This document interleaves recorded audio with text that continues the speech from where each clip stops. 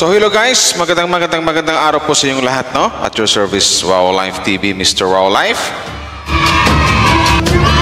Ito na guys, another reaction po ang gawin natin ngayon, another video reaction po about dito sa mga isyong mga nakakalap natin, sa mga narinig natin. So magbigay lang din tayo ng opinion, pero wag tayong mang-bash, gitnaan lang natin. Kung ano yung mali, ika nga, mali is mali. So yun.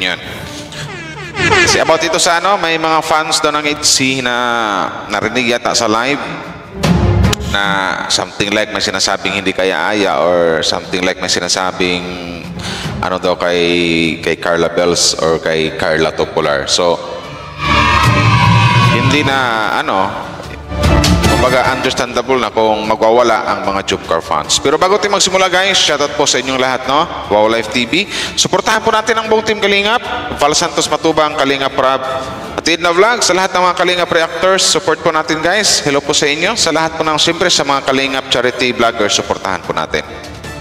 So yan. Maraming salamat sa mga nag-like and share. Jumcar fans, shoutout sa mga ITZY. Hello po sa inyo.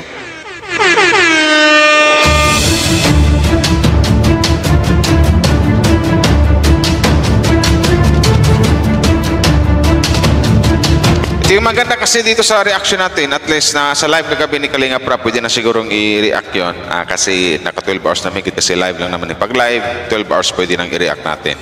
So yun na nga, alam ko, 2 days na yata to, or 3 araw na yata tong issue na to, na hindi pa ko nag-content ito kasi medyo masilan to kumbaga ando na yung Pero ngayon nagsalita na rin sa Kalingap Rap, i-react na din natin.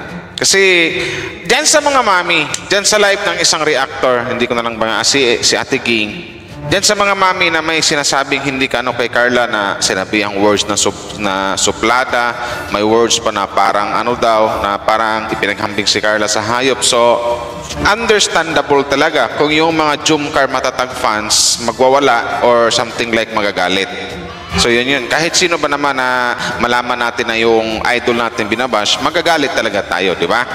So yun.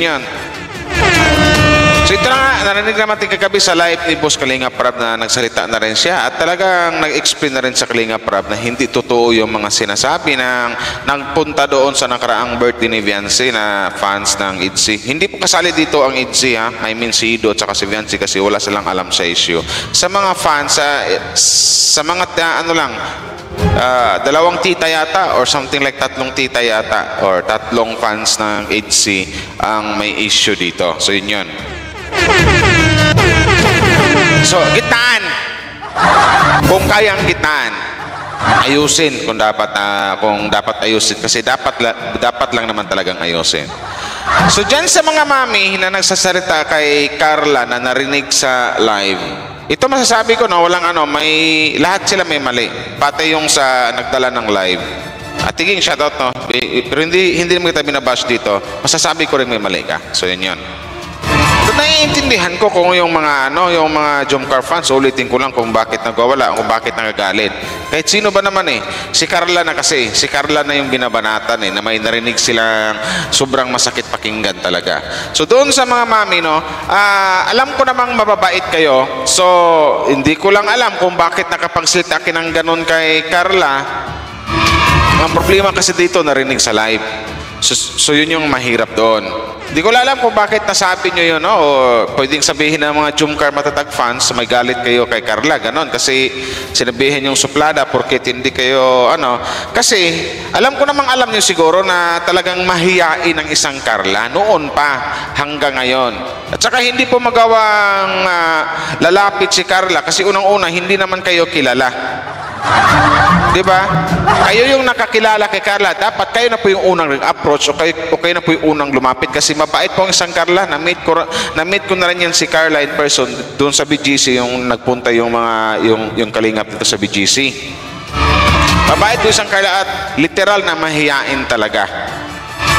Baka sabihin nyo is nabira or hindi ba namamansin yung words na suplada, masakit po yung para kay Carla kasi hindi naman po totoo. So doon pa lang mami, maling-mali na kayo, at ang pinakamalaking mali dito kasi narinig pa sa live. Yun po ang mahirap doon. So tanggapin nyo na lang na kahit ano pa, wag na kayong mag-alibay kasi mali is mali. Nagkakamali na kayo Yun na yun Siguro for me, mag-public apology na lang kung kinakailangan or kailangan talagang gawin nyo yun. Kasi hanggang ngayon, galit na galit yung mga Jomcar fans.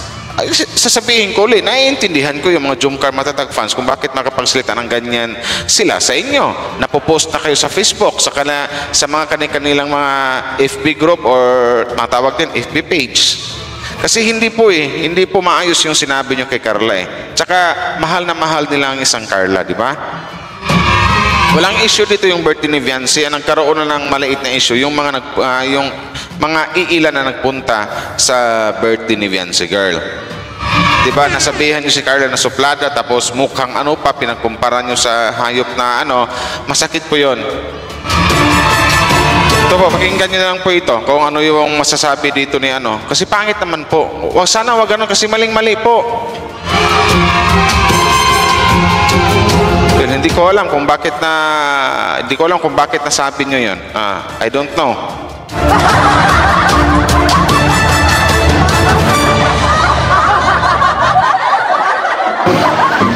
Mga sinabihan ng suplada.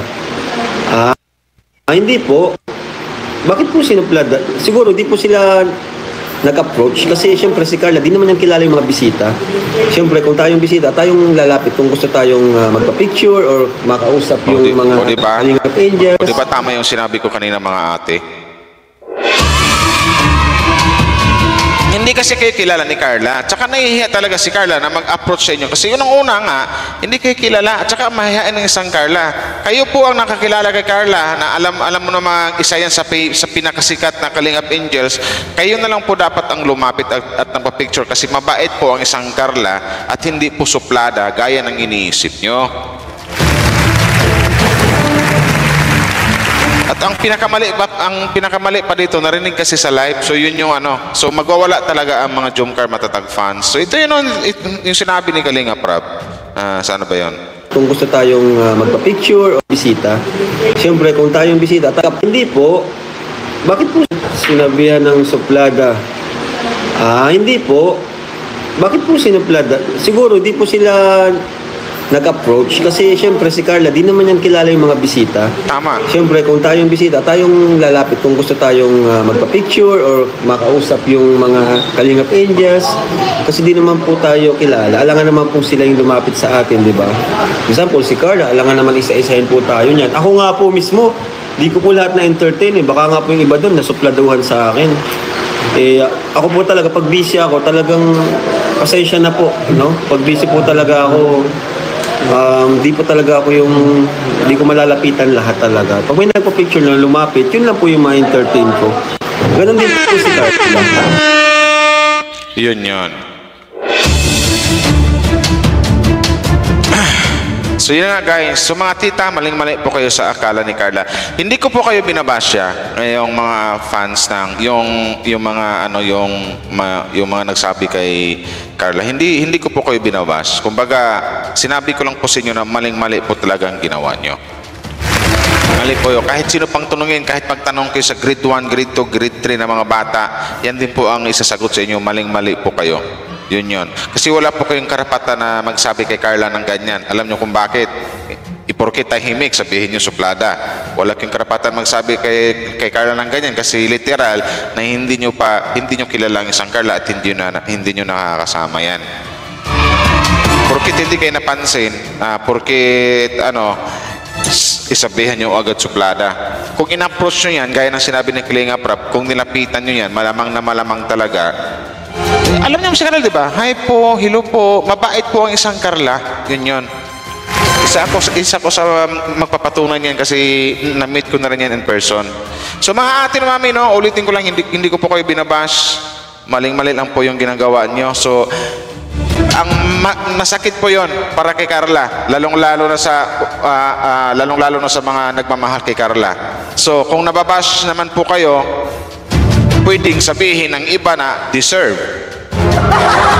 Kung nababash kayo, kung nababanatan kayo ng mga Jomcar fans, pwedeng sabihin ng ilan deserve. Kasi mali naman po yung mga pinagsasabi nyo. Masakit po yun para sa kanila yung mga sinasabi nyo. So yun. So, kung pwede na siguro mag-public apology, wala nang ibang paraan.